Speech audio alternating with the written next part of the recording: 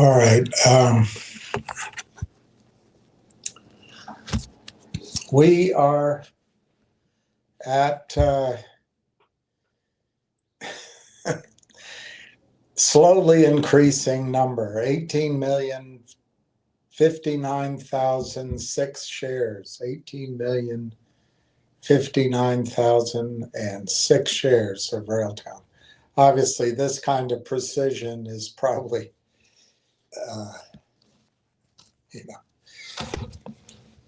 just a dream. But I don't write everything down, and a lot of people don't give me their totals, so I bet, plus or minus, that's our number, 18 million. That's a great effort by you guys. And oh God, I look like one of those Sigma Chi's back when. Oh well, I can't do anything about it.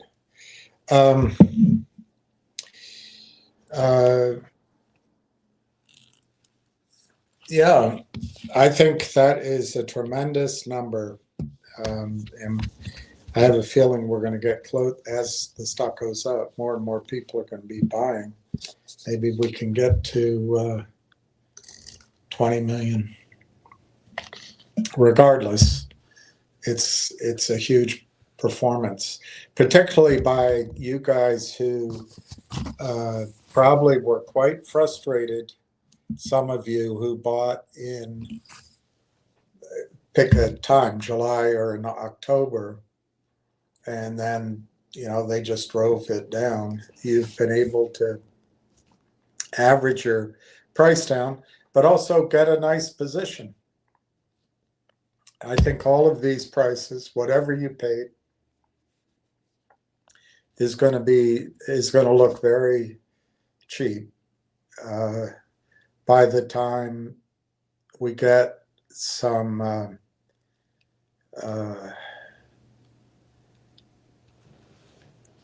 I guess I don't know what to call it, but buyers who know about the company, who have the wherewithal to buy and hold, once they're able to do that, and to be clear, we don't really know for sure that status either. But whatever that material inside non-public information is, once that comes out, people that know the story and want to buy it and are close to the company will be able to buy it. Others that don't know the story yet will be able to be told the story by their advisory firms or their brokers or analysts. And I think that that's going to spark price movement upward in the stock. The other thing is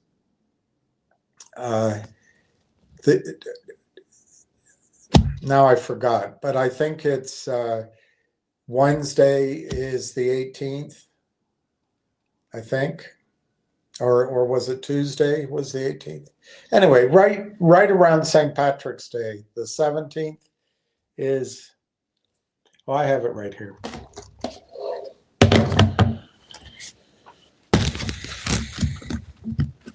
The GTC conference comes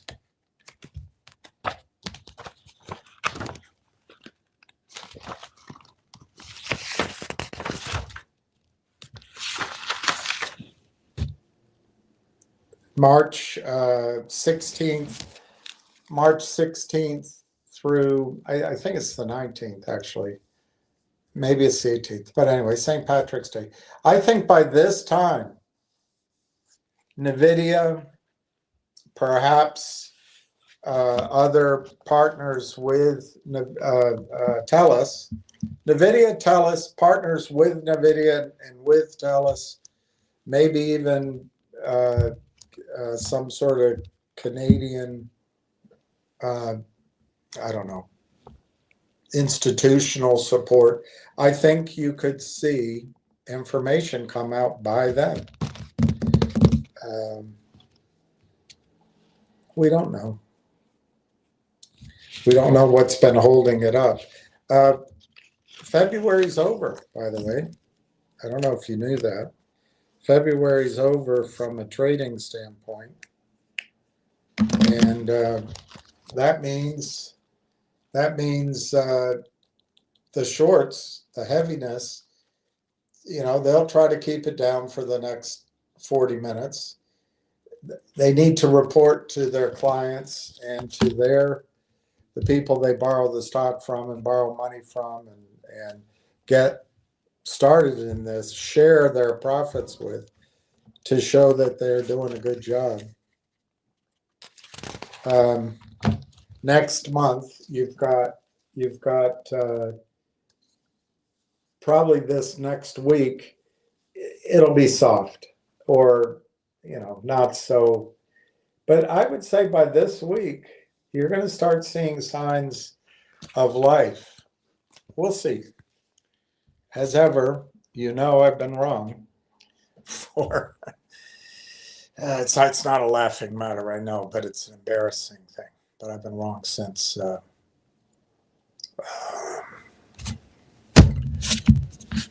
June 5th of last year. I don't know. I wasn't wrong on everything, but in general, everybody would have been better off waiting to buy the position of Railtown in January, but we didn't know that. That's hindsight.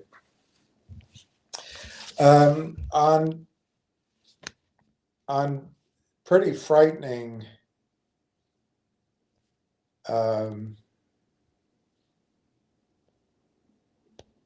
world news, I've seen a couple of indications that we are going to war with Iran. Of course, we're going to war with Iran on behalf of a country that can never be satisfied. We're going to go on behalf of a liar, Benjamin Netanyahu. And I guess we're just going to show that the most powerful person in the United States is a woman, Miriam Adelson. But it's frightening. It could change your lives. Apparently, there's been an attack or an explosion, if the reports can be believed, at a missile depot in Iran. That's one. All of our aircraft and other people are out of Qatar. We're moving a crippled aircraft carrier to be close to support Israel. And, I've shown it to you before, but now because Tucker Carlson has shown it. People are paying attention, but their goal is greater Israel. And apparently it's okay for Israel to fill the need for Lebensraum, but it wasn't okay back, 80 years ago. But I'll tell you what, we're on the wrong side of history this time. We are on the wrong side of history. Our ships are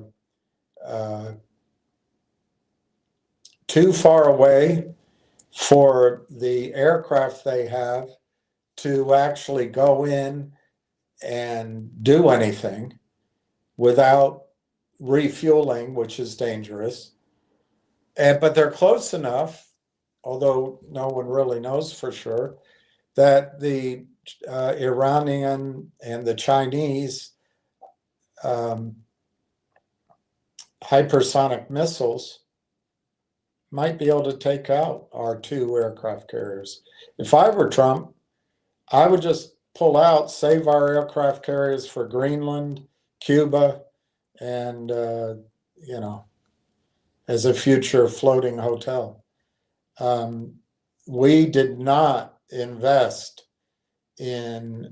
apparently, in hypersonic missiles. We invested in corruption and in bombing the hell out of deserts to no avail, all on behalf of a disgruntled country that'll never be happy until they own the whole bloody thing. Because, God gave it to them. And that apparently God didn't have the ability with his all-powerfulness to make sure that they got the country. So we have to join in the slaughter of Muslims. But anyway, let's not go too far down that road. It's scary though for your life, because oil could suddenly spike to $200 or $300 a barrel, and I think this time we'll lose servicemen and servicewomen. And if we lose an aircraft carrier or more, you can say goodnight to the dollar having any role in international affairs. If our military cannot project power, the over-leveraged and corrupt banks on Wall Street, you're about to see how over-leveraged they are when silver runs. I hope it doesn't run soon. I hope we still have time. And the city of London, those banks, everything's probably 100 to 1 or worse. And they brought it into the stocks we trade, and everyone looks the other way because we stay angry about this or angry about that, or some woman's mother, something happened to her.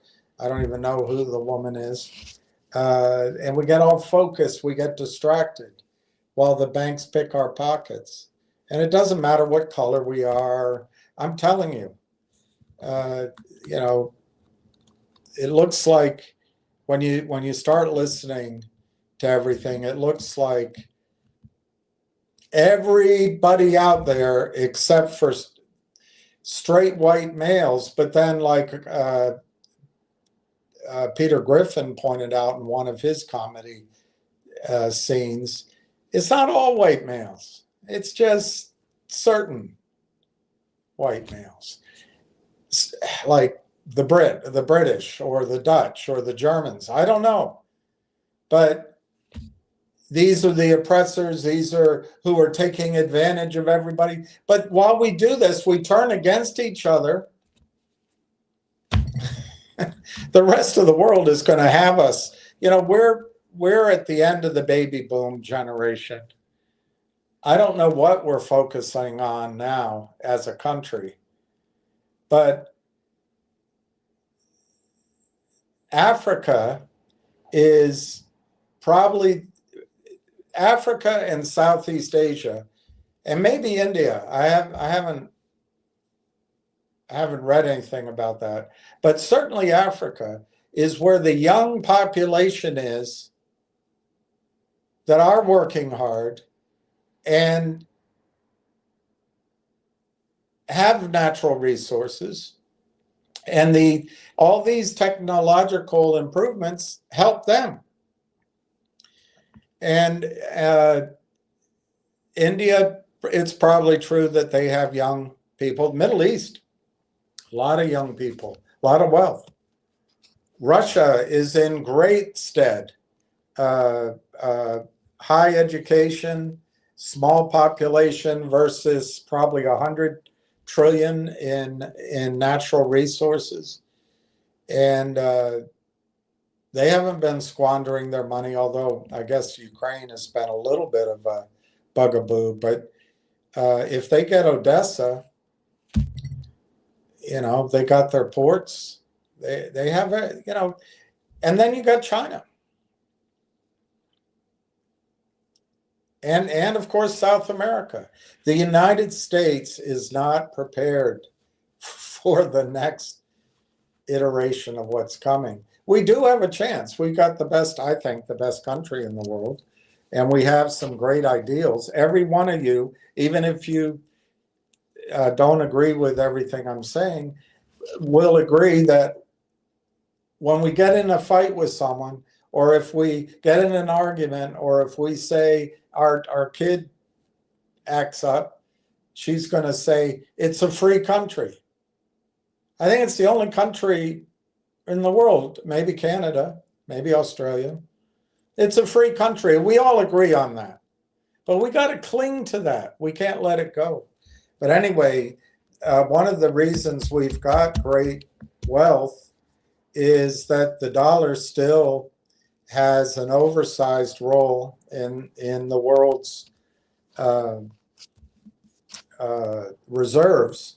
And it gives us seigniorage. It gives us the ability to print dollars to buy oil, to print dollars to buy automobiles, to print dollars to buy food.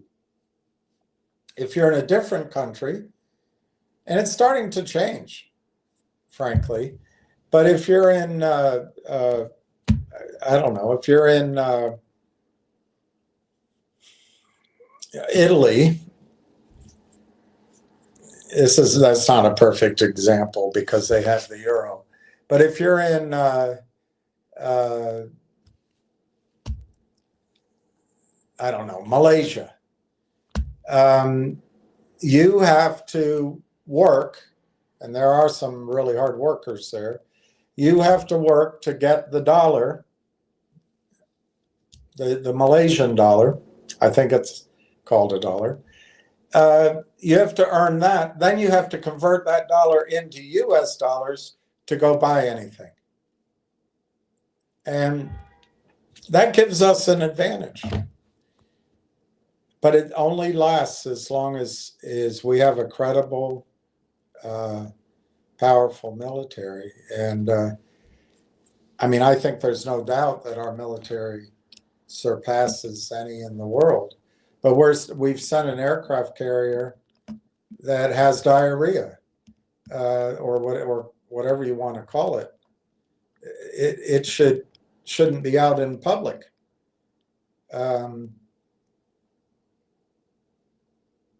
No, it's a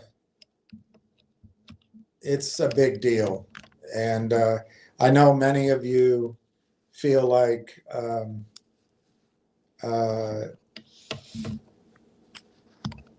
Israel is our ally, and Israel is the democracy in the Middle East, and Israel is great, and well, what has Israel ever done for you except get us into many wars? And right now, foreign policy of the United States is being directed and negotiated on your behalf by Zionists. This guy Witkoff, and then Kushner, a little spoiled brat idiot. Um, um, they're actually negotiating for you, but we're not allowed to really talk about it because to do so, I guess, is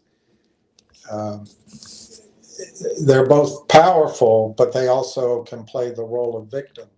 Well, I hope we get through it because it could be that we're going to be the victim of something quite powerful. The Chinese are backing up Iran, but so are the Russians, and some. I hope Trump knows what he's doing. If I were he, I just back the hell out of there. Go get the toilets cleaned up on the Gerald Ford, and tell Netanyahu to pay for his own dry cleaning.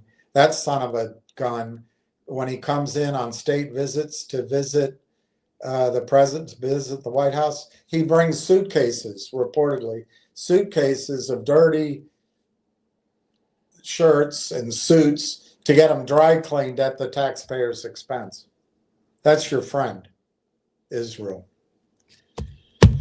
Anyway, let's move on from that. It scares me. That's why I talk about it, because I don't think we're anywhere ready for what could happen if we launch an attack against Iran.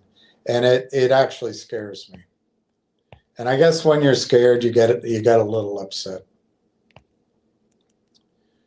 Bill Clinton is giving his testimony now. Apparently, Bill Clinton said that he never saw any connection with Trump and Epstein. I don't know.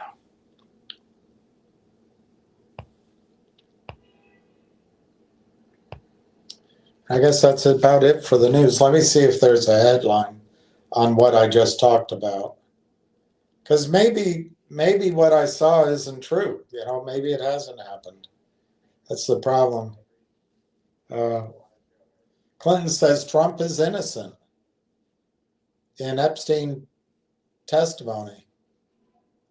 Donald rips GOP for dragging Bill into the grilling.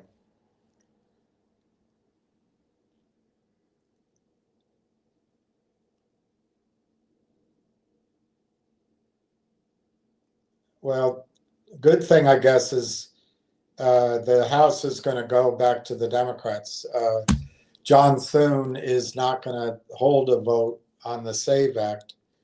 And so you're going to have a Democratic House in the fall. And that's going to I guess, just paralyze government for the next 2 years. I don't know what to tell you. That's why we got to focus on making sure each of us, you are a central bank, that you are an island in the storm, that you have financial wherewithal and stability so you can make it through. After this craziness is over, there'll still be life, there'll still be commerce, and there'll still be good things. Birds will sing.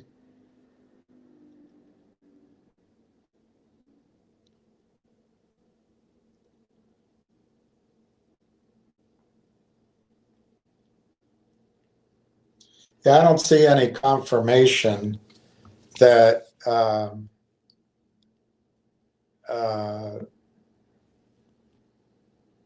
that something happened in Iran. So maybe my information is wrong. I don't know. I trusted it.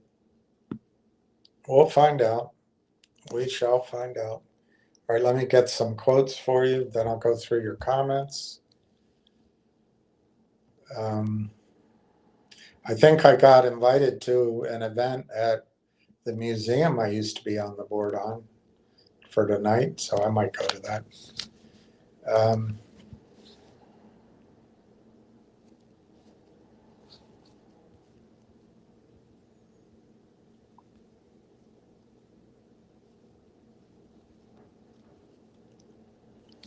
We have 700 bridges that are going to collapse.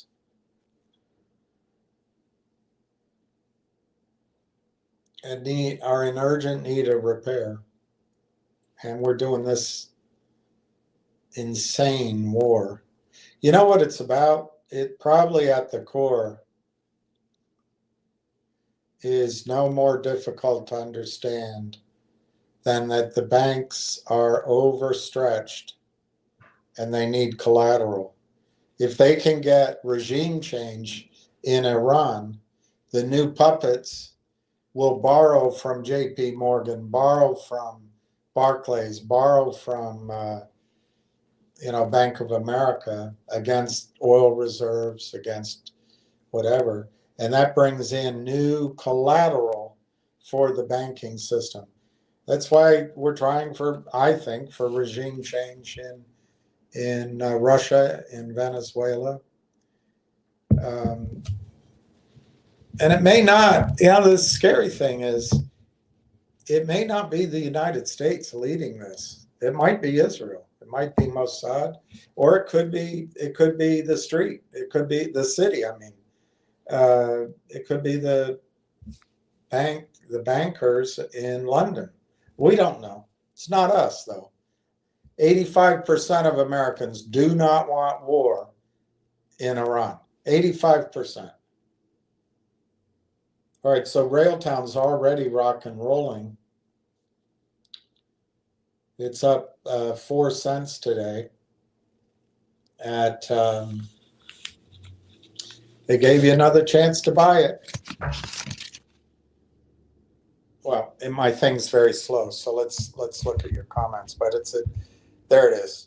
It's 36 cents ask, 33.21 by 36.09, 45,000 by 34.5. The volume's 281,000. So it's close, people, boys and girls. It is close, I think. Fingers up 4 cents at 121. Help is flat. HLP at 107. GDC is up 20 cents at 378.5. Nixie is, down. It's down 0.0481 at 55.19. The markets are, the Dow's down 600, NASDAQ's down 300, S&P's down 45. I don't know. What's the reason given?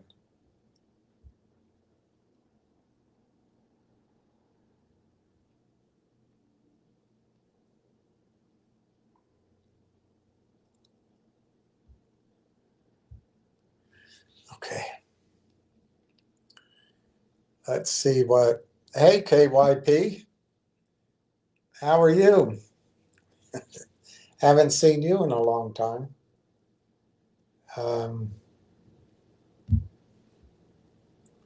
Welcome back. I hope you're well. Up in Brooklyn. I don't know why my Wi-Fi is right here. I don't know why this is taking so long.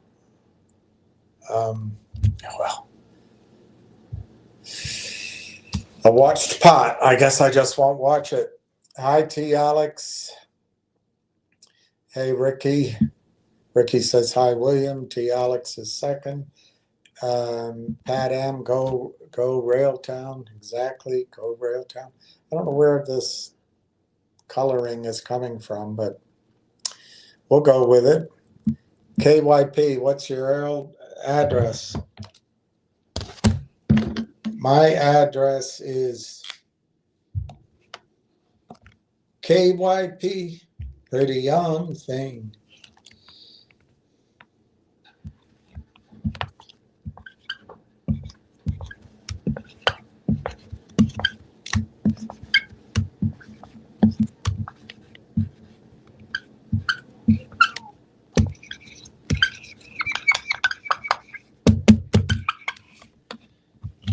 It's Farrand, my name, Farrand Balanced. Fair and Balanced. FARRANDBALANCED @gmail.com. Fairandbalanced@gmail.com. And I kind of use that one more than I use my main email because my other one is so full of junk mail. It's terrible. Hey, Fast Eddie. How are you? It says, how do, dollar bill. T. Alex, let's go. William, Adela, can we hit 38? Well, anything's possible. I don't think so. I don't think it's going to hit 38 today. Today, you got a 33.21 bid, 36.1 ask. The low on the day is 31.9. The close yesterday was 0.306.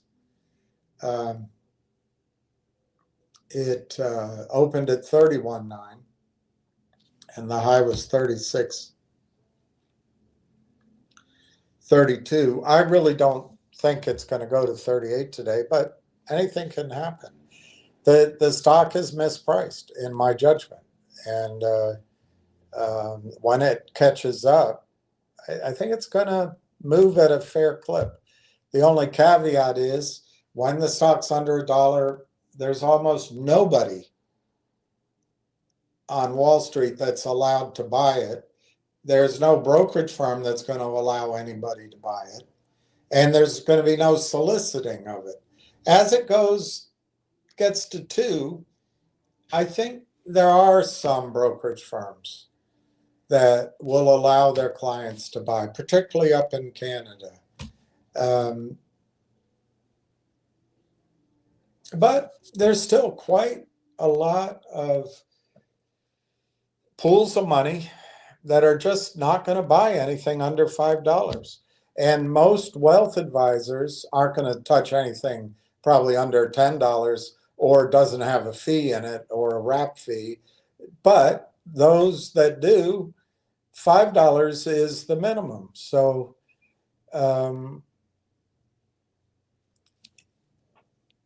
it's possible as it goes up, it'll be stuttering. It'll go up, pull back, go up, pull back. It'll be going up like a drunk trying to walk to his car.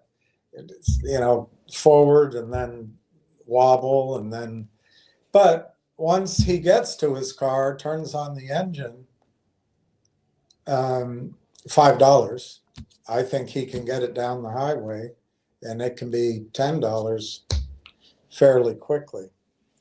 So anyway, I'm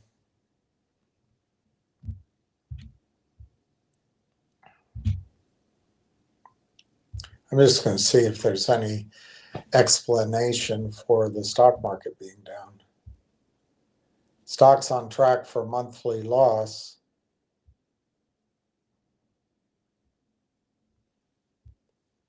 It's so slow.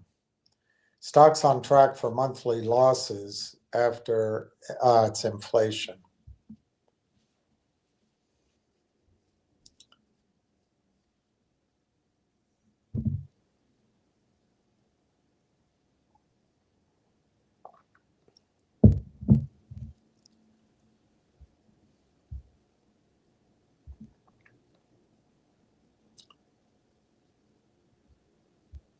Yeah, I guess that's what it was. And it's not war. I don't see any war. I don't see any war headlines. So maybe I'm overreacting. Hey, Jason, how are you? He says, happy Friday, RT crew. Donna says hello, William and everyone. Hi, Donna. Jack Hamilton says, good afternoon, Mr. William and RT. Not a bad look for a Friday. What? The disheveled look. Jack Hamilton says hi to Donna. Hey, Donna. Donna says hi, Jack. Happy Friday. Jack Hamilton says, PYT Is that the original PYT in the chat? KYP? I think so. I guess it could be something pretending, but I think it is she. All days are good days. It's just that today is a couple of cents better. Yeah, that's true. Today was a good day because the weather, one good thing about living down here as opposed to up in the Northeast is the spring comes. At least you feel it's coming. And today was one of those days. It's the sun's out, the grass is riz, and the birds are singing. It's a very nice day. Joe Marty, hey William. KYP, Satana, you. I get it. I was looking for somebody named that, but you're talking about Benjamin, Benji. Yeah. He's a bad man. Bad man. What kicker can we buy silver? Well, kicker. Can we buy silver?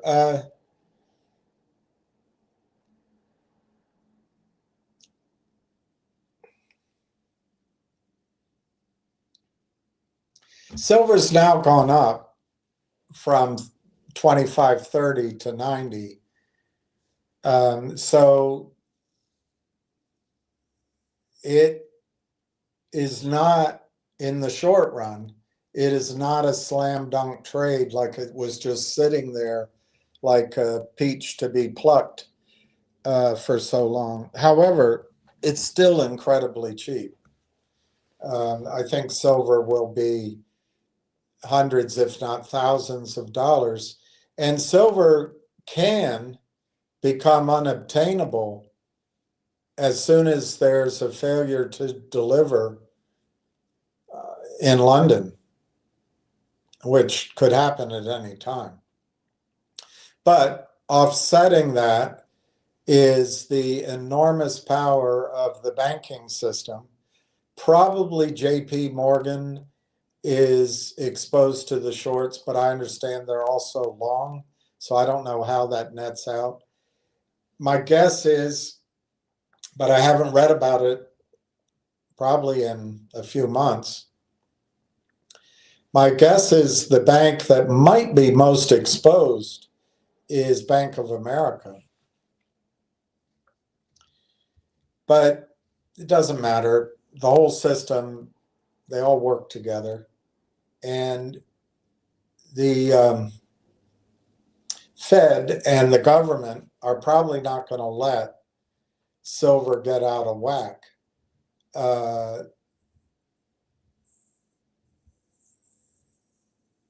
If they can help it. Now one would argue, well, it's already tripled, it's already quadrupled, that's out of whack.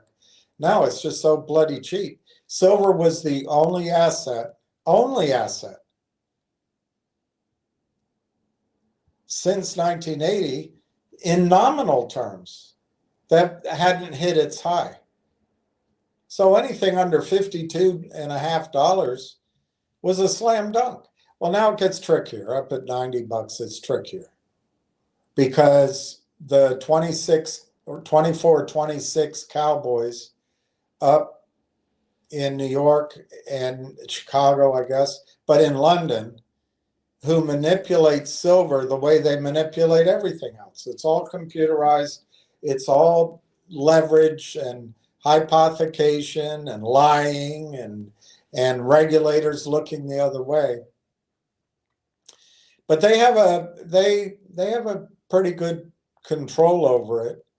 And as I've pointed out many times, they can dump the entire annual production of silver in an hour in paper contracts. And they probably know each other's doing it. It's the same story as what we go through. But countervailing that is there's just not much silver above ground in the warehouses that they can use to manipulate. People own silver. Your mother might own some silver from, that only comes out on Thanksgiving and Christmas and weddings. Other people might have, silver jewelry or other silver items. But in general, people who've purchased silver coins and silver bars they're not, unless they're traders, which there are some, but they're not selling here.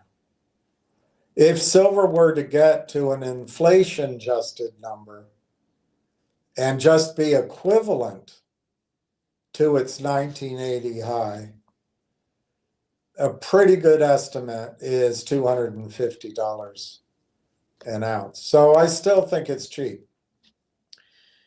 So if you don't own physical silver, I would buy the Sprott Physical Silver Trust. That's P as in physical, S as in silver, L as in let's get physical, and V as in vamos, PSLV. And I think I told everyone here to buy that originally around or under $8. I can't believe how well it's done. The reason I like that one so much is Eric Sprott runs it, and I trust him. I've never met him, but I've listened to a lot of his presentations. He keeps, when he buys silver, for the trust, he keeps it in vaults, and he gives it to the silver bar numbers. It's audited, it's on the website, so it's physical. It's stored in Canada, and there's a professor out of the UK. And right now, I cannot remember her name. Very, very thoughtful geopolitical analyst, and she said, I think it was she. She said there is a school of thought that you don't have sovereignty if you can't defend it, and obviously Canada has sovereignty. But Canada relies on us to defend Canada. And if the world went haywire, I would imagine that we would be here to support and help defend anything going wrong in Canada. But I don't know what the government of Canada would do. I don't know if they would nationalize their banks or nationalize silver. So that's one risk of that trust, but I think it's a very minor risk. But there's no perfect way to own silver, but that would be the number one way to buy silver if you don't own physical silver. If you're trying to trade silver, you can trade the various, it's over there. I'll have to,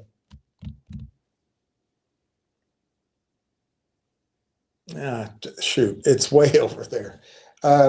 There are ETFs for the junior miners and dedicated to silver that you can trade.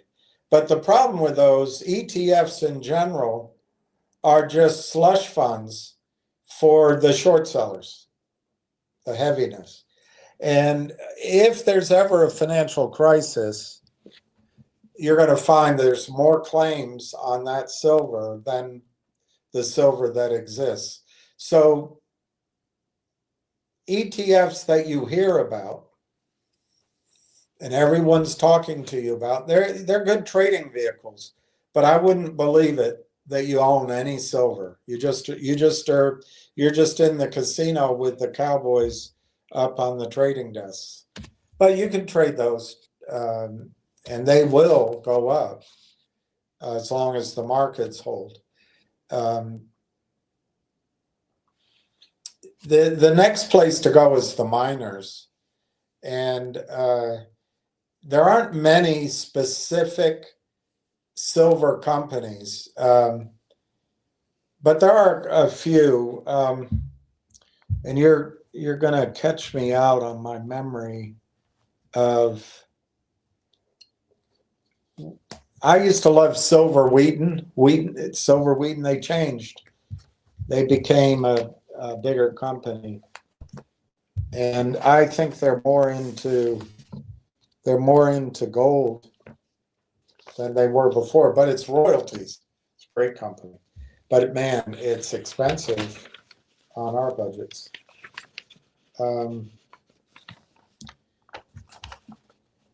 I read these out the other day. I love Valamis Gold. I love Ego Mines, but they're mostly gold. Nova Gold. I'll have to try to research silver miners. If you email me, I can tell you which ones I like. I can't think of any off the top of the head. There's one that I bought into, Dolly Varden Silver, I like, but they just merged, or they're in the process of merging, and I don't know the status. I don't know if they merged with Contango, and I'm sure it's a good merger, but I don't know enough about it. Dolly Varden Silver got destroyed by the criminals, just absolutely wipe out. I'm going to have, I believe, access to the next Dolly Varden, and I've got to remember to stay in touch with the guy that told me about it. But there may be some ways that we can, let's say after some money's made, that we can play in some of these private placements or early rounds. If you're buying physical silver, I think the best place to start,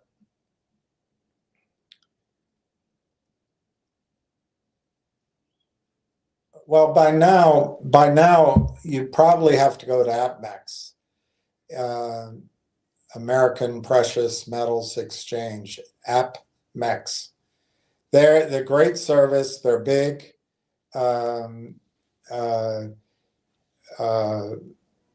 If you buy anything, don't open it. If you want to see silver, buy a little bit on the side. But I would buy their junk silver. Now, John gets annoyed with me. That's constitutional silver. But I would buy bags of that, and don't tell anybody about it.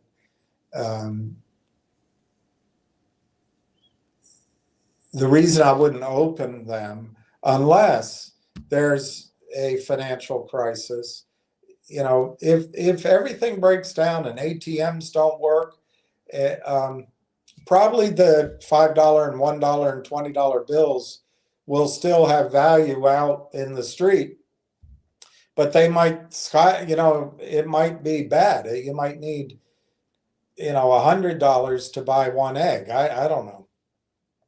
But silver, if you go out in that kind of world, let's say to buy some gasoline and get the hell out of Dodge, you go up to the tank, and he said by then they'll say, we accept silver. If you bring a 100-ounce bar to the window, he's not going to give you change. So, or a 10-ounce bar. But if you have the coins, the silver dimes, silver quarters, there's a chance that there'll be some commerce in that, and the 50-cent pieces. So APMEX is where I would buy those. you can also there buy monster boxes, which used to be, a screaming steal, but now they're going to cost you a lot more. It's 500 ounces of silver. They come to you in a basically a green plastic box. I guess some of them might be different colors, but they come in a brown box. I wouldn't open the brown box. I just put it back behind your laundry machine. Don't open it. The reason not to open it is if silver becomes unobtainable and the prices start trading limit up for 2 or 3, 4 weeks, you're going to want to sell it when you perceive that it's as high as it's going to go quickly. And if you call APMEX and it's their product, they are responsive, although it'll be busy then. You can tell them what you have. That she'll give you a price, and then she'll send you by email a mailing sticker, and you can take it to. I can't remember. I think the stickers are made for. Anyway, one of the overnight firm companies, but you can probably take it to the mail. Anyway, I'm trying to remember who they use. They give you a sticker, and as long as you affix it, the box you haven't opened, you just wrap it in brown paper, you put it on it, and it'll go back on their dime. It comes out of the sale price. And you can have your money wired to you in 48 hours. Now, if it's busy, it'll probably take a little longer. But if you've opened it up, they're going to receive your inventory, and it'll have to be counted. And that'll be left to last. They'll put that aside while they're handling everything they can just do a scan on. Because as long as you don't open the seal, they can assume you haven't done anything to it. Anyway, my favorite place to do business with is Gold Silver, Mike Mahoney. He educates you. He keeps his inventory very simple. And I think you should just, if you haven't done it before, I think you should just stick with the Walking Liberty, the US Mint coins. That's it. I mean, Canada is great. Australia are all, Mexico even. But the coin that's going to have the most recognition, if you buy it from a reputable dealer, is the US silver dollar. So that's what I would do. And he's great at that. He educates you. They have great service. And he's also extremely honest. I've never met him. I'd like to get him on the channel to talk. But I would go to him for all of the above, monster boxes or bags. But he also has he sells some bars. And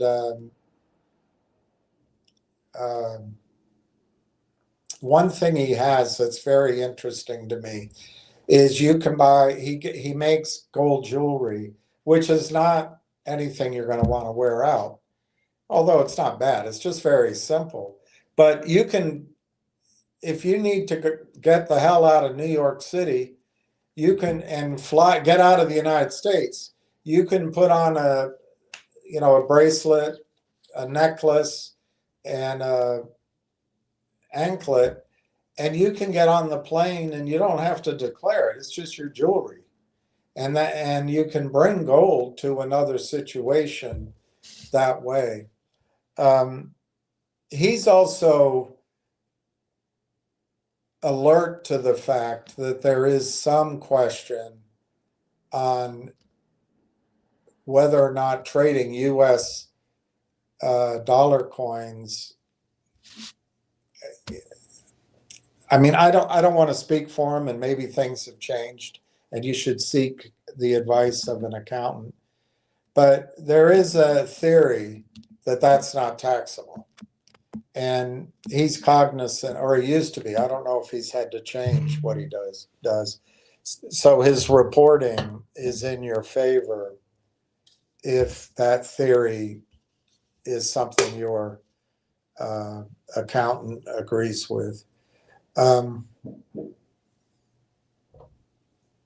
You can become a preferred client with him, and anyway, that would be my favorite starter place to go for physical gold.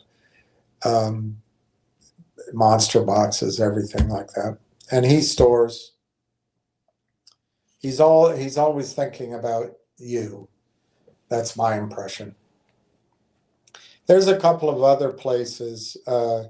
Miles Davis. I never did business with them, but that guy, and his dad started it, or he started it with his dad, one or something like that. But that guy Schleckman, he's Andy Schleckman. He is smart, and they've got a good business. There are a couple of others that I like Sirocco and Dr. Silver. But anyway, that's enough. That's enough for the physical.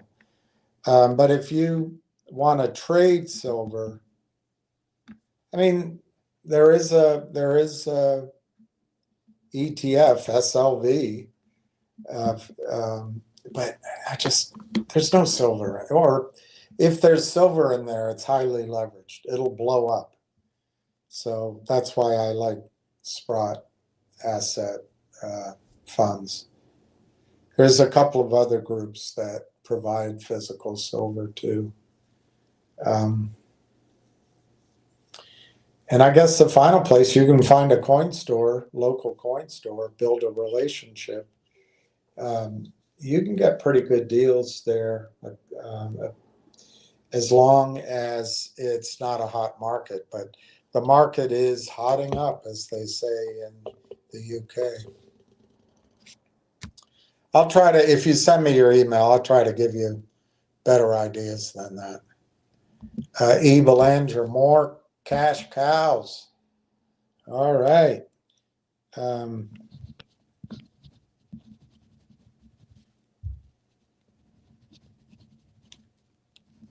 That's a great ad today. Good for you. Hey, Julie Kim. I sent that email to you twice. Let me see. Let me see if I can. Let me just try. I'm not guaranteeing I can do it right now, but I might be able to.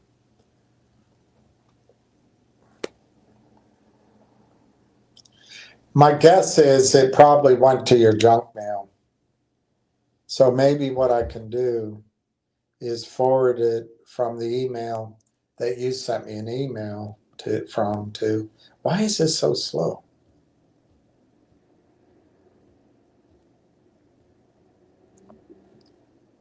Just to test my temper, just to test if I'm capable of maintaining my cool. All right, I'll keep going down, but I'll try, Julie, to do it right now. All right, here. This is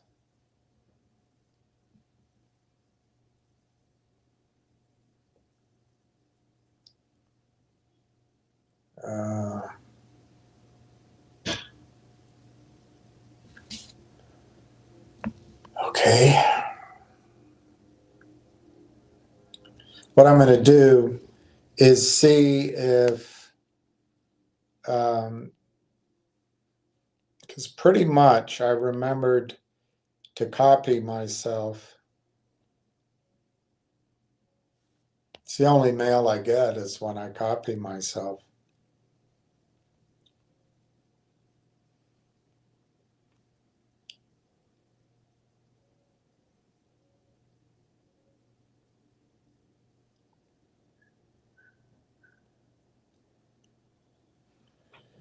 Now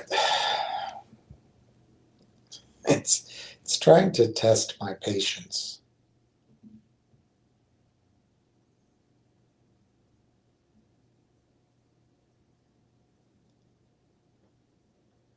Okay, there's the one I sent to you.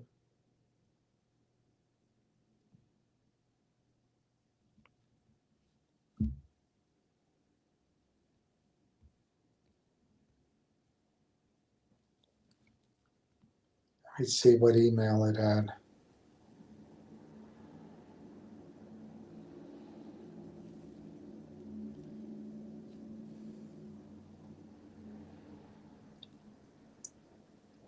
See, I think that's your email.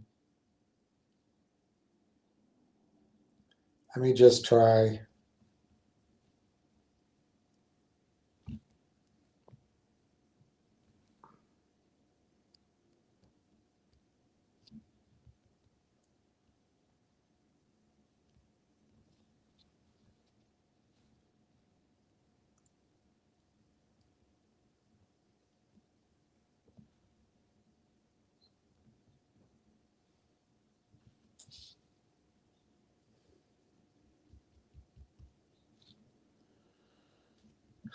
I see, I don't want to give away your email over the air, but I think this is your email. Let me look in here. Yeah, let me just try it this way. And maybe you'll get it while we're live. And I'll try it again.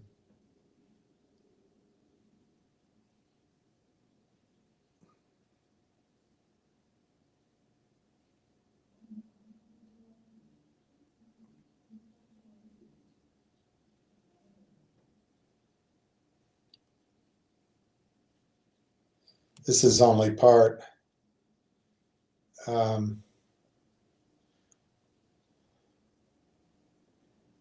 right, I sent that. If you get that, there's still one more. There's still one more email I have to send, but maybe that'll show what's going on. Maybe is what I sent you went to your junk mail. This I just forwarded from the email you, this fair and balanced. I just forwarded it from here. And maybe that'll end up in your inbox. But I still owe you one more email. Michael Leshaz, I think I got an email from you. You bought some more. Bravo. Ward Richardson, good afternoon, William and RT crew. It was a rough day of wrangling. Lost a few head due to rising cost per head. But I managed to wrangle up. Wow, that's a lot. I'm jealous of all you guys. Ward Richardson.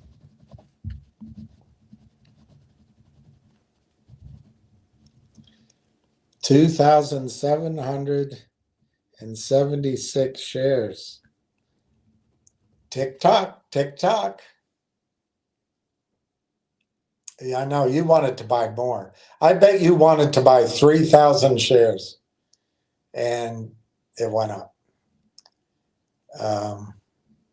Donna says hi, Ward. Red Pepper Ronnie says hello, William.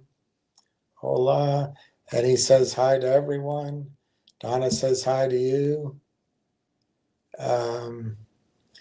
KYP, exactly, Billy. I see through. It totally.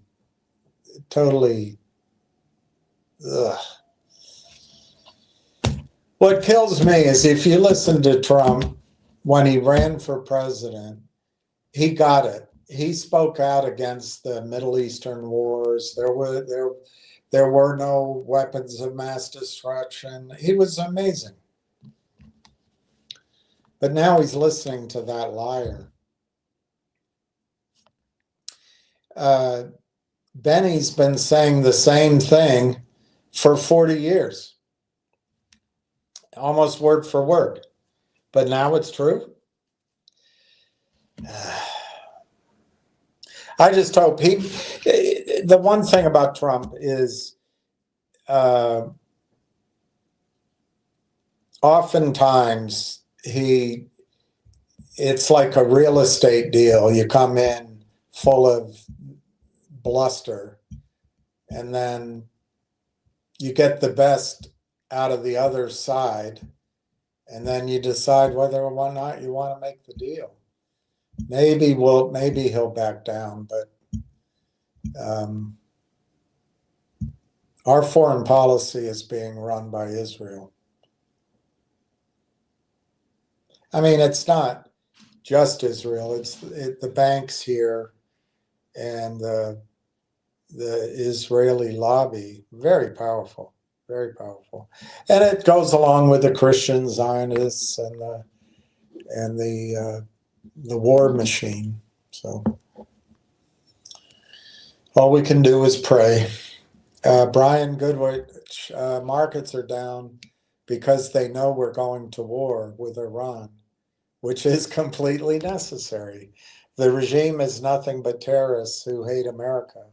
It would love to kill us all.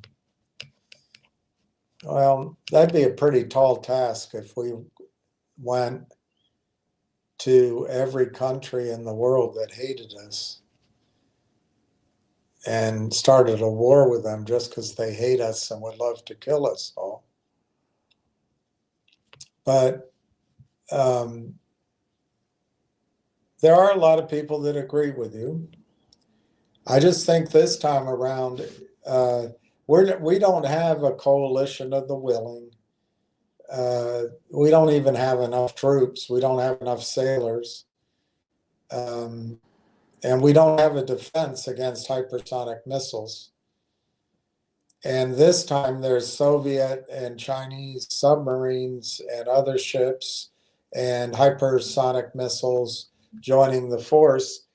Much of the Middle East is closing their airports to us, their bases to us.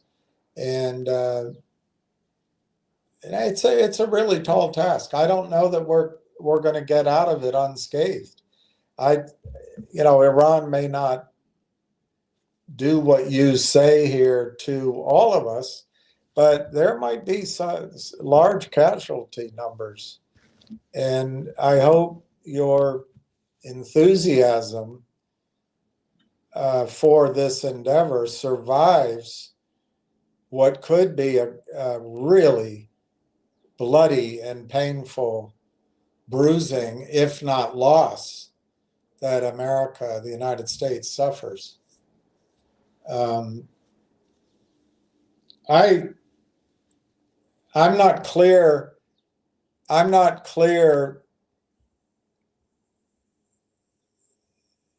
The regime in Israel, I'm not clear that they love us.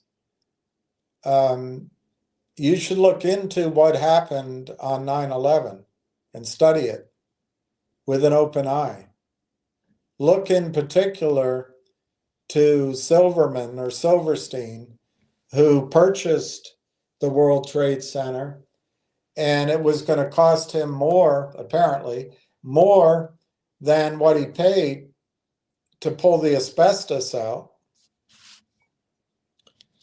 And he double insured it.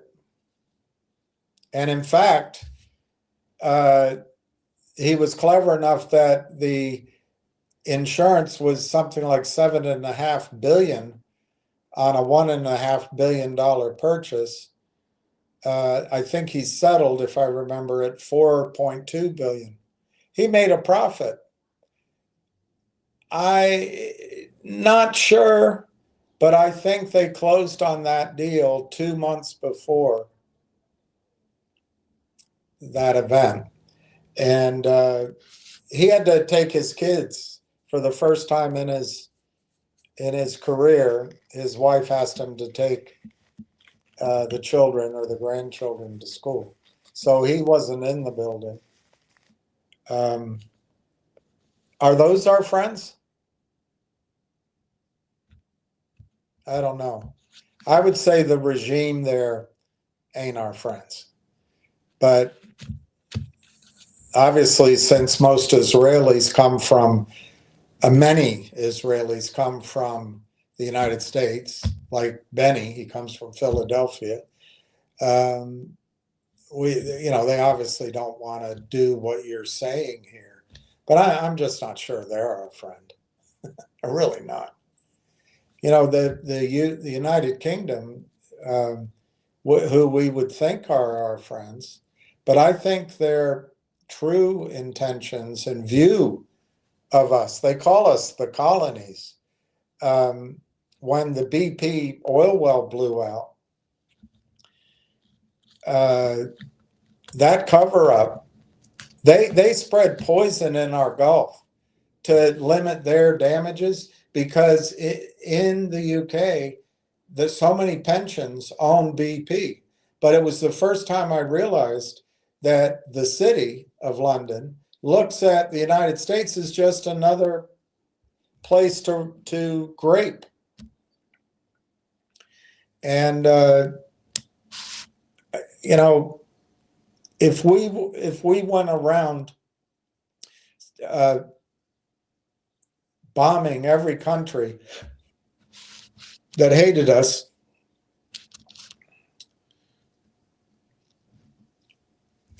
we'd run out of bombs, and you're going to find out we're about to run out of bombs here. We don't have enough. We don't have enough. I appreciate your point, but I would ask you to consider something. If Russia decides to go to war with us or China over this, because I don't think they're going to stand down. I think, maybe a Jared Kushner thinks that because he's a real estate idiot. He's born with a silver spoon up his rear end.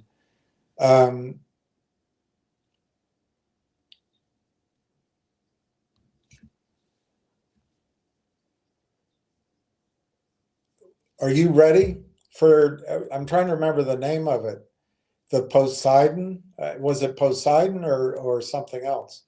Russia has a bomb they can put off, let's say off of New York City or off of DC, and they can start a tsunami and it can cause devastation into the United States. Are you ready for that? Are you ready for nuclear war over this decision? This can spiral out of context. But I hope, look, a lot of people agree with you. I respect your point of view, I guess, but it scares the hell out of me. I would not be as sanguine as you are. I just would not be. E. Belanger says, hey, every happy Railtown owner. Ward Richardson says hello to Donna. Krypton, hopefully it's some Jane Street pressure as well.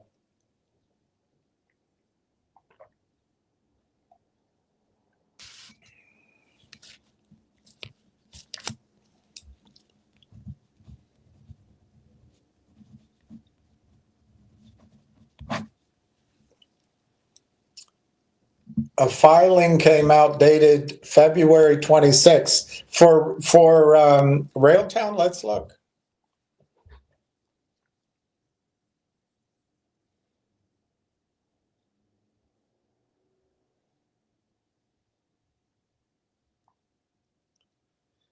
I'm going to assume it's on the Canadian.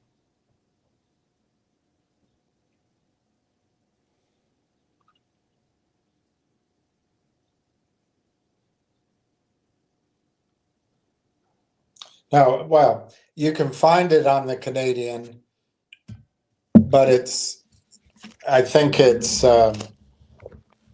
might also be filed in the United States. But thank you, Ricky. I can read it. Um, oh, it's executive compensation. You know what? They saw that you guys own 18 million shares, and they want to make sure they own more. So Corey Brandolini last year was paid 135, almost $134,000, but the year before he was paid $90,000. No bonuses. That's pretty cheap, and that's probably Canadian. So they really ran a streamlined company. Paul Woodward, 113 last year versus 90 the year before. Marwan Haddad made 150,000 both years, more than Corey. Robert Gehring made 50 grand, and then Anna Maria Perante made nothing because I don't know what the deal is with directors. She's a director. And they got more options. They got more stock incentive. So let's see what it all adds up to. They don't say. You don't say. Fletcher. I never would have thought. I never would have thought that.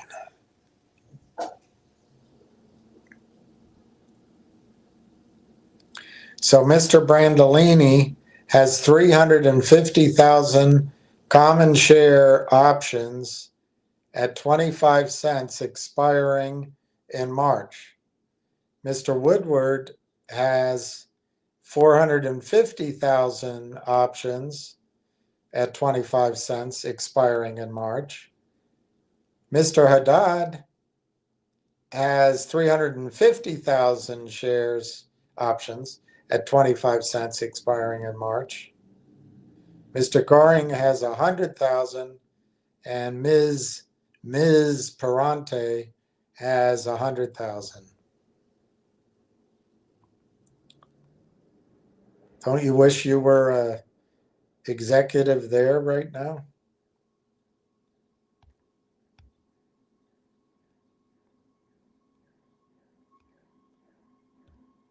That's, I mean, it's interesting. It shouldn't be changing the price very much. Hi, Steve. Hi, Uncle Bill. Steve says. Ward Richardson says, hello, Eric Bellinger. I see you picked up some cash cows. And Jim says, hello, William. And everybody bought Railtown today. That's awesome, Jim. Awesome. That's a good position. That is a good position. Just imagine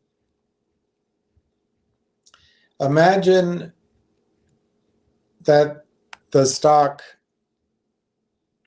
catches up to Langchain some point here in the near term. Let's say $5 a share. Imagine that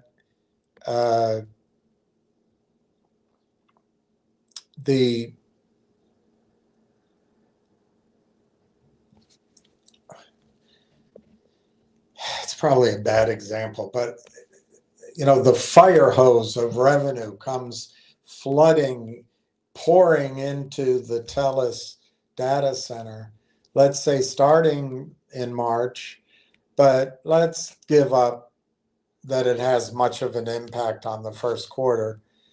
And let's just focus on the second quarter. Let's just say that revenue just really goes from 0 to 150 in a heartbeat. Well, in that situation, I think the stock can go to $10, $15 on its own, maybe higher, but it just depends on the proof of concept. Is it critical? But what if a bidding war came to buy the company?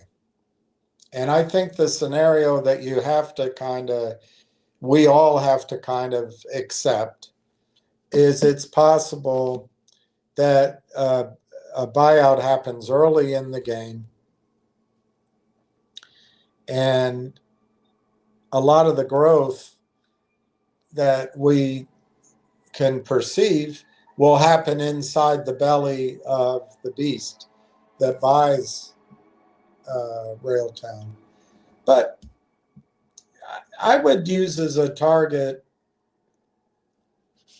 $15 in kind of a somewhat competitive, more than one buyer, but not a bidding war that got out of control. I'd use $15 as a midpoint, but I think I would have a really wide range on it, either direction. Maybe $7.50 either direction. And I would hope it goes to the higher part of that. But I'm starting to think that $10, $15, $20 range is the most probable buyout number if it happens quickly. Now, alternatively, if this proof of concept, it ramps up, and the proof of concept is that this is the critical thing to make sovereign data centers work and to keep AI agents on the tracks,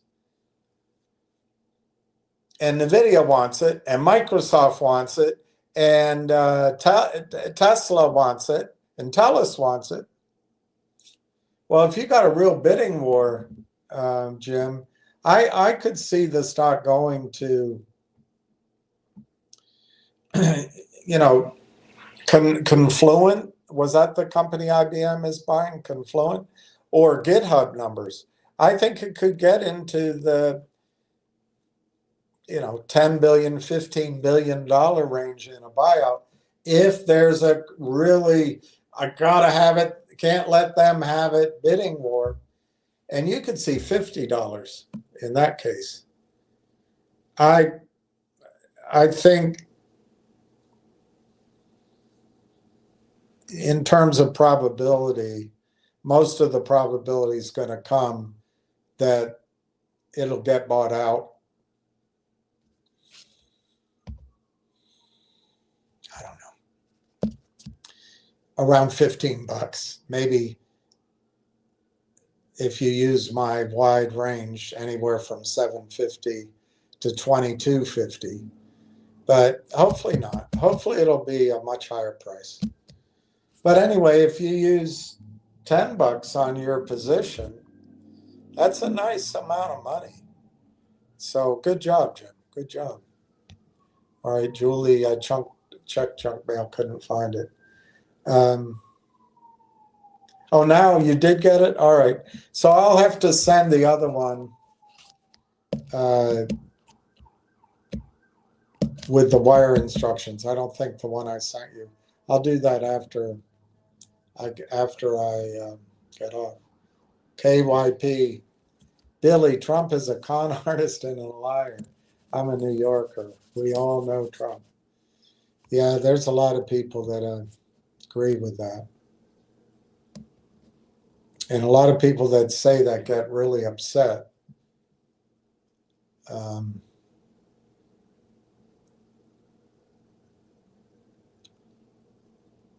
I think Trump is a salesman, and he's a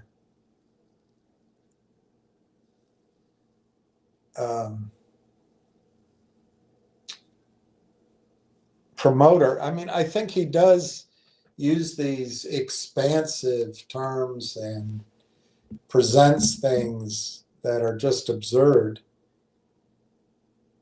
But then if you listen to him long enough, and most people who don't like him just can't listen to him, which I understand. I got to the point I couldn't listen to Hillary, and I was never able to listen to George W. Bush when he was president.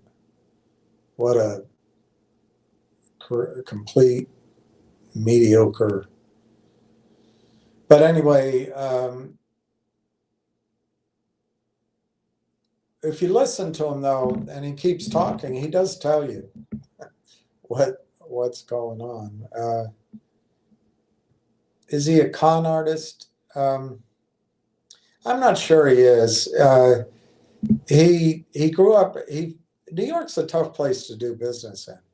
You gotta have a loud bark. But he's a man that does some very generous things. There's a woman who came out. I think she was middle-aged, maybe a little older, and she was having difficulty. I forget how Trump met her, but he paid off her mortgage. He never took credit for it. It was $450,000, and she speaks glowingly of him for that. But he does have all that. I don't know if it's alpha or narcissism, or he is a big guy. But he's always got to be the front of the line, front of the story. And yeah, maybe that's what you mean about being a con man. He is running a pretty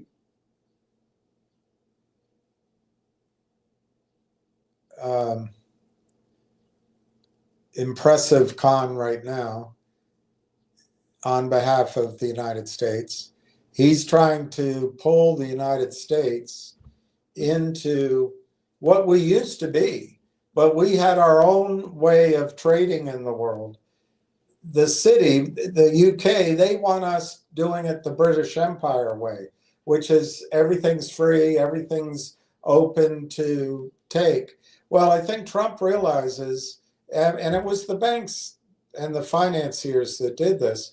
We sold all of our patents, all of our technology. We financed the growth of China under exemptions of being an emerging country. It's now on a purchase parity basis, a bigger economy than ours. And it has a steel industry. It has a robotics industry. It's building ships. It builds more drones in a day than we can build in a year. And the only way we're going to get industry back to our country, instead of everybody being in finance or real estate or only fan pages, we need protective barriers. And but he's racing to get that in. But I think the House will go to the AOC in November, and he's not going to be successful there.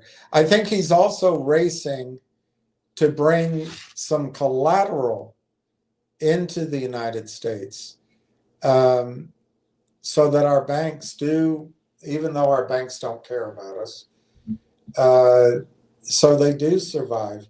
I know, I guess he's a con man and a liar, but he wants to put through legislation that the banks can't buy up everybody's house.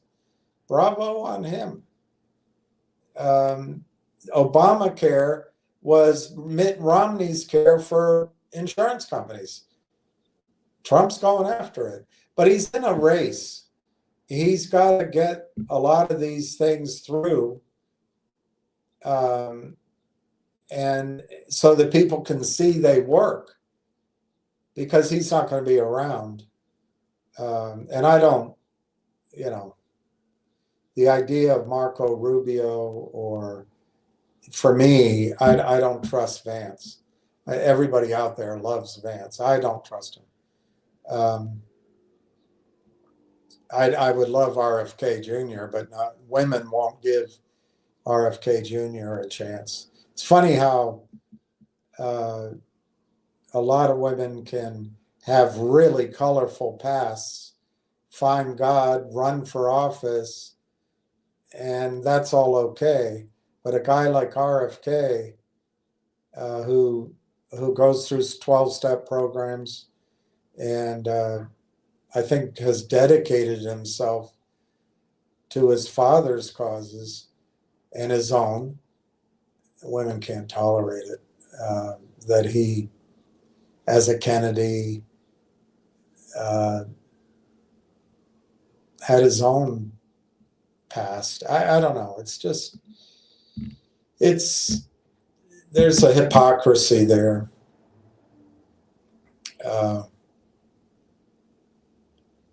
But I'm not going to change it. So I think Trump is right now trying to do a Barnum and Bailey to just pull us into the way out of this. But I'm afraid it's not going to work. We're going to have AOC and, you know, people like her in charge. Maybe Kamala Harris, but I doubt it. I think it'll be a younger generation. And we're just going to burn down the dollar, burn down what we all take for granted in the United States. It's going to be difficult. And you're living through it up in New York. I don't know what your reaction to it. But, I mean, frankly, I think it's great Mamdani won instead of that guy, Marco, I can't remember, the Caruso, whoever the governor was, his son was running, Cuomo. What a couple of horrible choices you had up in New York City. But that's what's coming. After Trump, le deluge. And it's too bad. So it just redoubles my effort for a few people here to try to make sure that we individually are financial islands and we get through it.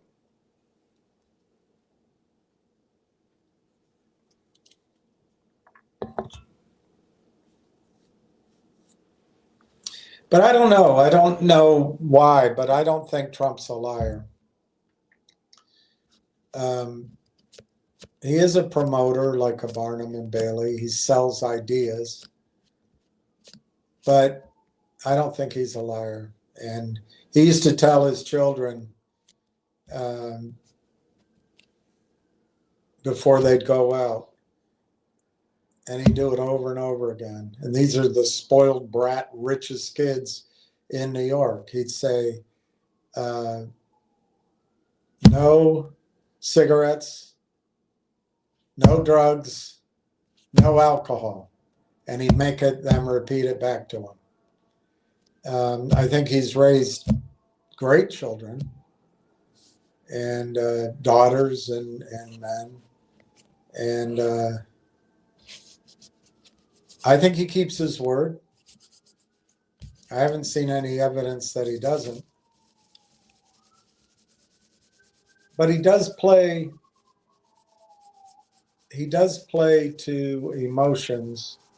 That's why I picked him to win the presidency. Ronald Reagan won because Ronald Reagan learned how to talk to the TV when he did the Sunday General Electric movie introduction. Donald Trump learned how to talk to the TV with that TV show he had. And he plays that. So maybe that's what you're talking about. But, I know you are upset with him for the whatever that was, I'm sorry, the Central Park 5 or 4. I remember that hit the news, but I was so focused on work, it didn't really go into my brain very far, and it involved the Clintons somehow. But I thought it was very New York, so I didn't really study it, and it didn't stay in my head. But if he, I trust your judge, what you're saying. If he mistreated them, then that's bad. But I do think he misled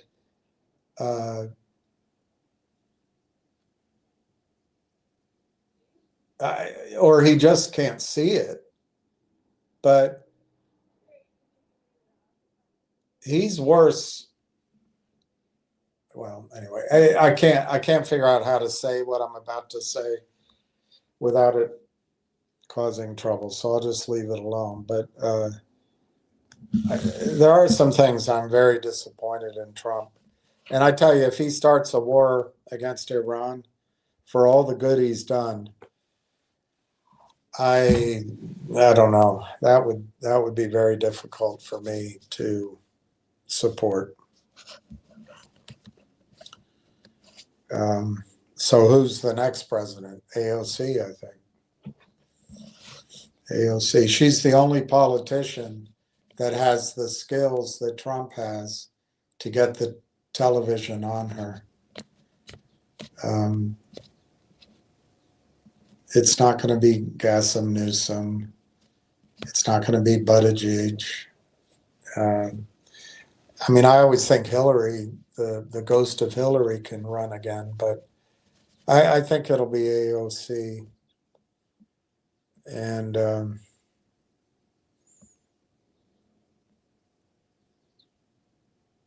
unless the guy from South Carolina, I forget his name right now, the civil rights hero, I met him once. I just can't remember his name right now.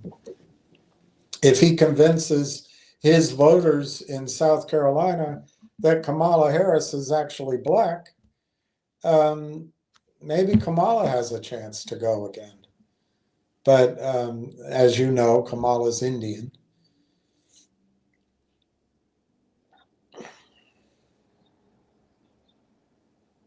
And all these people, they're all married to white guys.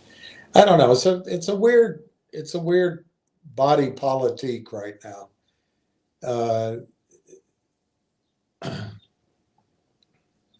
But I don't see. I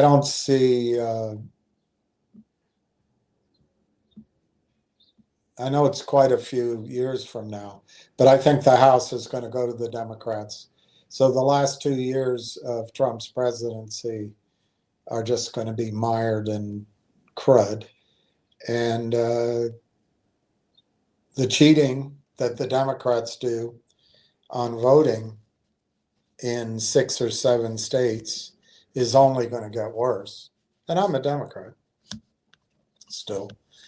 So I think it'll be AOC. I think you're going to see Alexandra Ocasio-Cortez as your next president.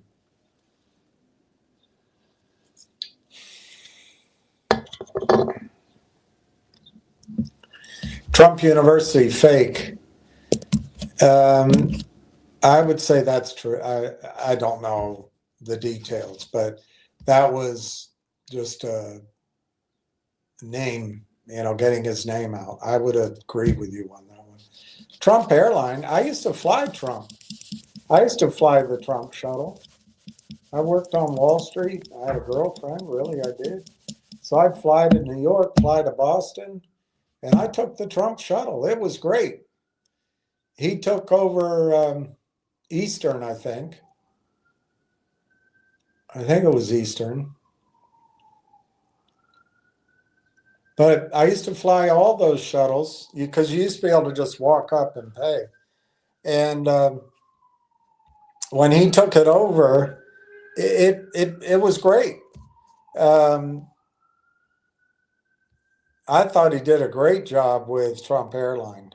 I, I think it was real. I just think he lost it when he got over leverage. I don't remember the Trump magazine at all. I have no memory of that. That's like John Kennedy's George. Trust, we know a scammer.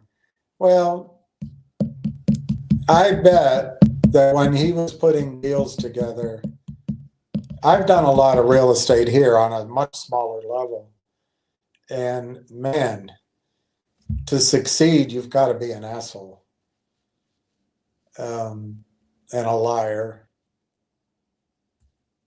And maybe you're right about that. I have friends who lost everything in that fake university. That's horrible. That's horrible. That I think I think he should make good on that. But how much could it cost him? For example, your friend lost everything. What, like 30 grand maybe? I'm just picking a number. Why couldn't he take care of that? And I also agree with you. Israel controls the country. Israel controls Trump. Israel and the banks and the Kushners control Trump.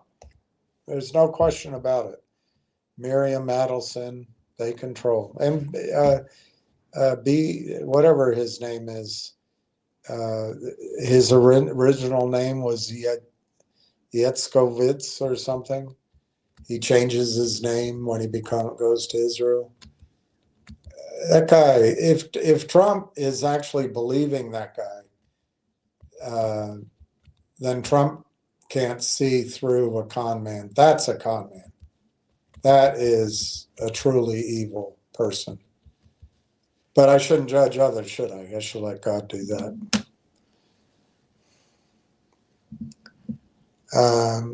9. Steve says 9. 9/11 hasn't woken you up. Nothing will. JFK moon landing, 9/11. Thanks for highlighting Larry. I don't know.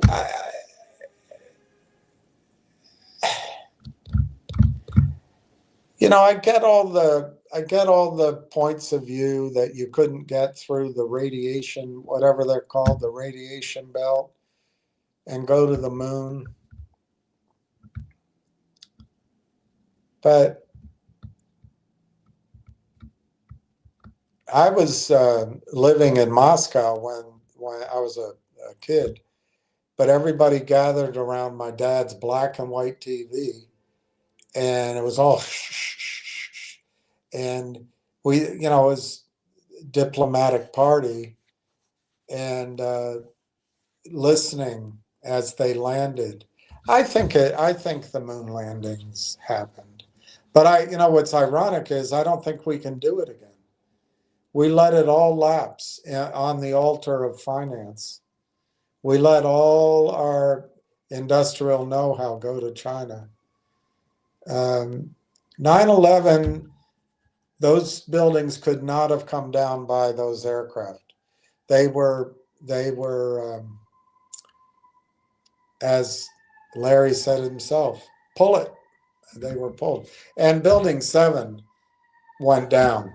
How do you explain that? And that's where George, apparently, one of the theories was that's where Arbusta, Harkin Energy, that's where the records were for George W. Bush's criminality with Harkin Energy, Bush Oil and Gas, but also his draft dodging. And so it was both securities violations and draft dodging, and all got destroyed. But the only one I think we landed on the moon. That's just me. Jason Harbison, in 2 weeks, Anthropic led to IBM's largest daily decline. Anthropic sent cybersecurity stocks down 20%. Anthropic raised $100 billion in market caps. Anthropic declined the U.S. Pentagon's final offer. Anthropic's technology was banned in the U.S. government by President Trump. Well, if your market is the world and you want China, Russia, the Middle East, Europe, Canada, Korea, Japan, Southeast Asia, Nigeria, countries around the world to buy your product, that was a good move on Anthropic's part. Absolutely good move on Anthropic's part. But you know what's tied up in all that, and Ward would understand it more than I would, but to me it seems there's a role for Railtown in that debate, that battle, because Railtown's tools would control the data. So I don't know what to say to you, Jason. I think IBM and Anthropic both are companies that are going to do very well over the next cycle. But I don't know. Now that you brought it up, I'll try to read about it. I did know this thing was going on with the Pentagon, but I mean, that is as it is. But to me, it just brings into stark relief the fact that maybe Railtown's tools have a role, particularly if they are the best in class. Unknown stuntman. He isn't modest, that's for sure. But he's the only one sticking up for America. He's way better than the alternative. Well, he has a softer side too. And he does give people their due. I think he's much more comfortable, oddly, hanging out, which is, now I have no choice. But he's much more comfortable hanging out with the guys building the building than the guys financing the building. I mean, everybody's a Rubik's Cube. So if you don't like Trump,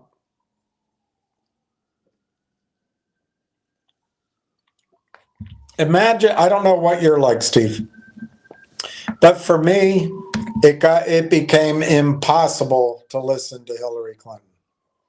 I had such a negative reaction to her voice, to her lies, to her manipulation of information, her meanness, that I just couldn't listen to her. So I couldn't hear anything good because I didn't listen to her.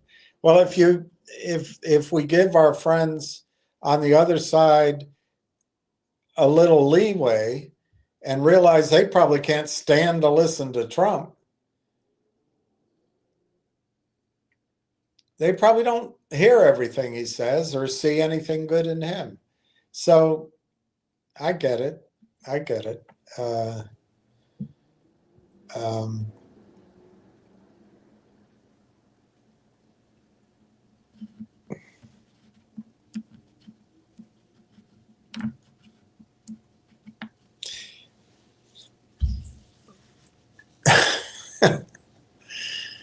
He's certainly very material in his past, but I would say now he seems to be touched a little bit. He asked the other day someone, he said, I'm not sure I'm going to be chosen to go to heaven. But I think he's thinking about those kind of things, and I think he's trying to do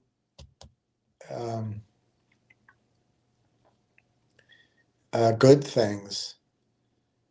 Look, I'm not a Bible guy, but the reading today, the woman read, what I remember is if you spend your life basically doing good, and then you turn at the end of your life to doing bad things, it was written much more eloquently, then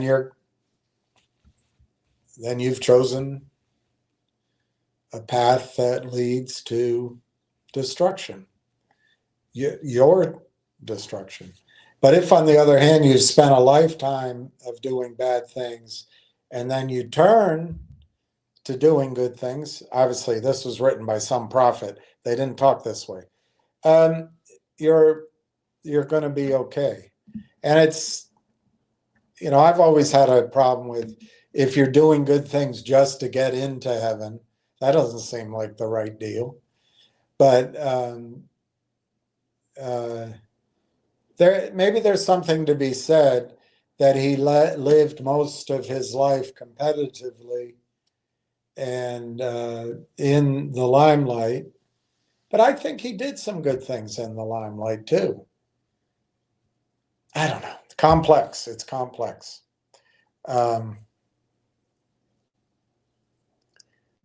Ward Richardson, William, I totally agree with you on Anthropic. I am so glad he got out of there. Yeah, yeah. I think I think this is brilliant. I forget the guy that runs Anthropic's name, but I just think that's the future of the world is the world. It's not just the United States. We're something like 10% of China's export market now. 10%. We're not as big as we think we are. Julie Kim, I love your opinion. I don't know which one, but okay. What did Groucho Marx say? If you don't like my opinion, I have others. Steve, I'm a Trump fan. Glad he's running the company. I wouldn't want him to date my mother. Yeah. I don't know what it would be like to be like him.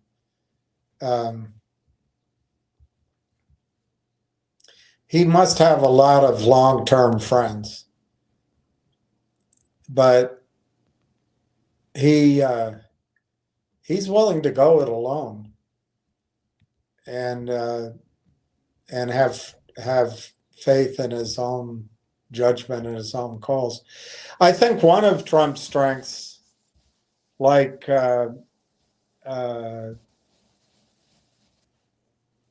George Patton, and like a lot of successful people, is Trump's intelligence is good. I'm talking not about, I'm not saying that. I'm talking about his flow of information is good. He makes sure that he keeps up to date, at least on things that interest him. All right, it's 5:08, and I think I'll try to get the rest of that to you as I sign off here. And I think I may go to this museum unless I missed it already, which is fine. I mean, it's fine if that's...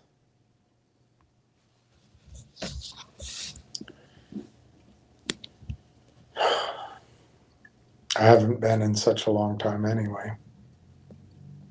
And I need a haircut.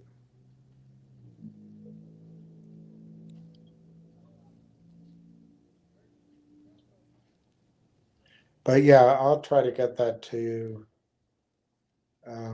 Julie.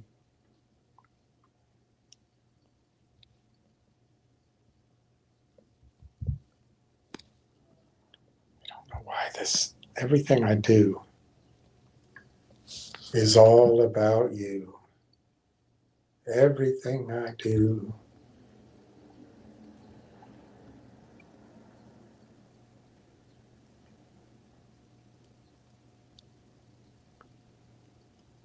Maybe I'm not going.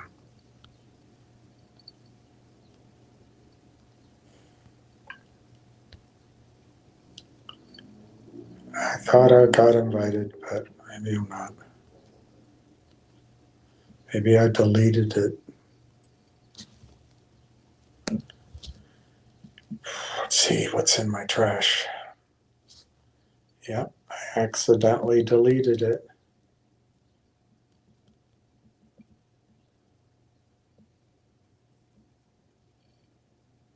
Oh, it's a hack job.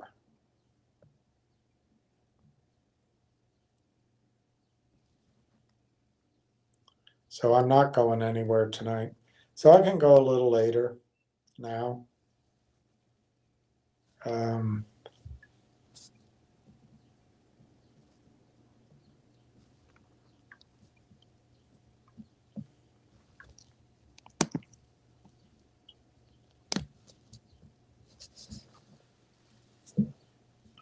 can do.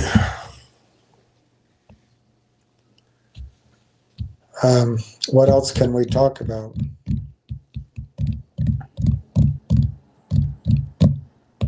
Let's look at that chart.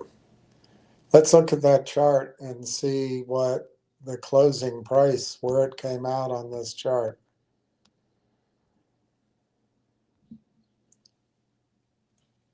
It came out, let me see what the closing price was.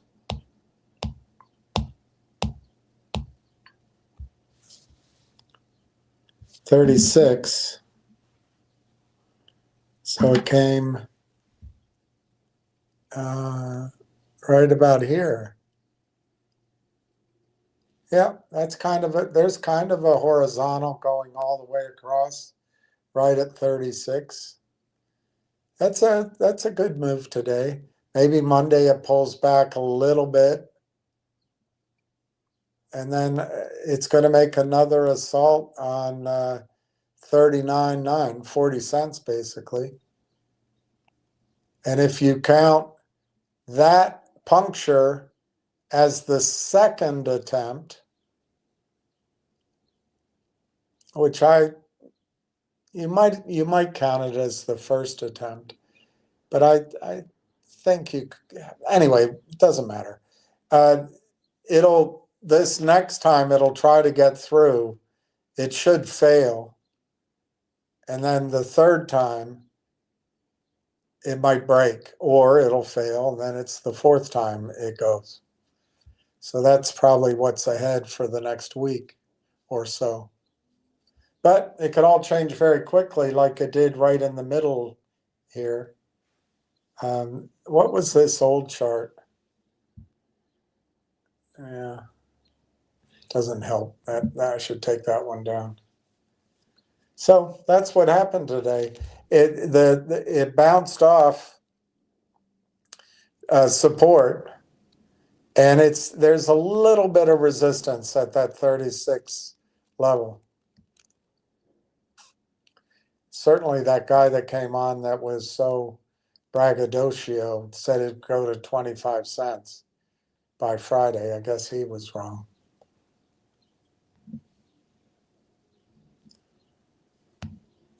All right. It's 5:13. I've run out of things to say.